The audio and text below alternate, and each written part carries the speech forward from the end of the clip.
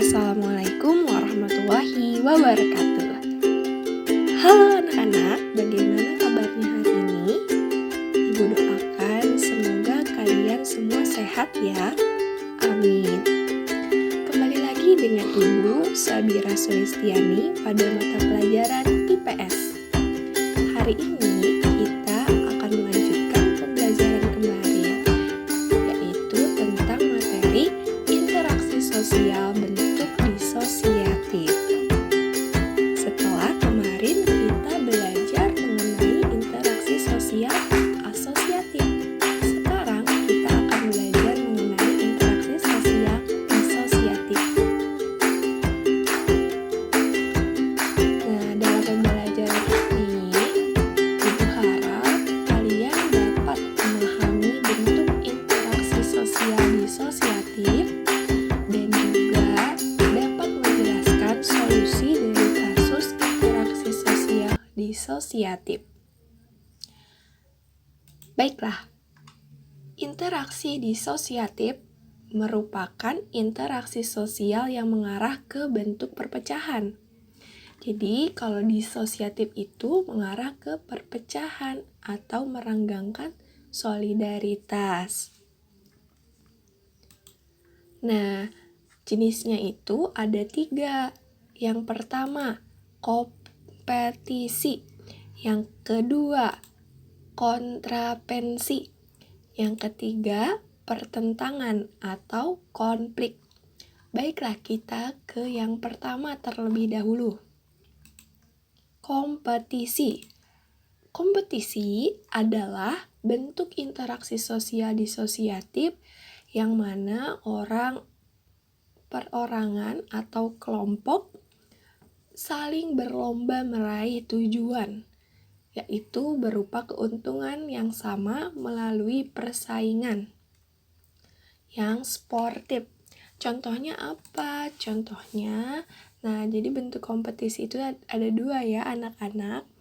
Yang pertama itu individu, yang kedua kelompok.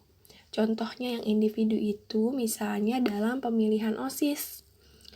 Nah, di situ ada kompetisi untuk saling untuk memperebutkan kedudukan sebagai ketua OSIS.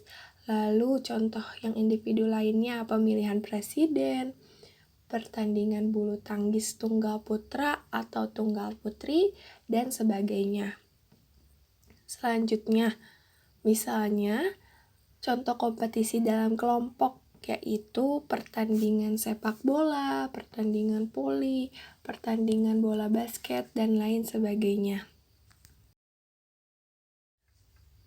Nah, persaingan ini dalam bidangnya terbagi menjadi beberapa.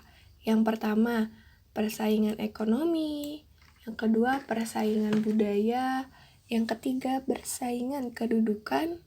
Yang keempat, persaingan kekuasaan, dan lain sebagainya.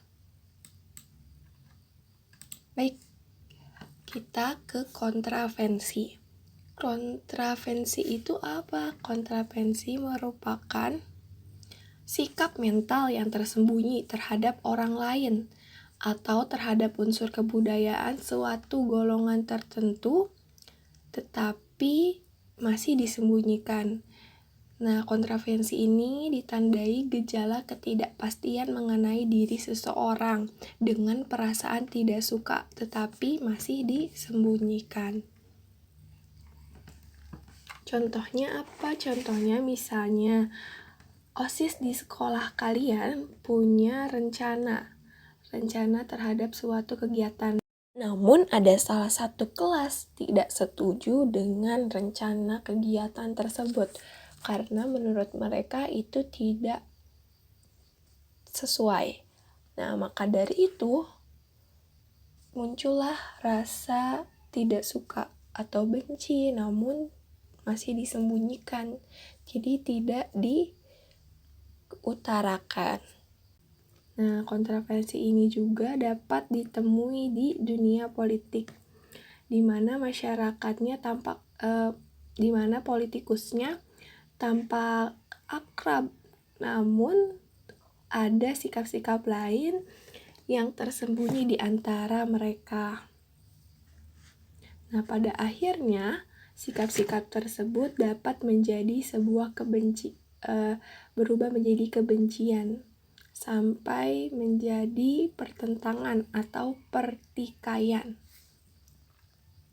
Baik, selanjutnya nih, yang ketiga, pertentangan atau konflik.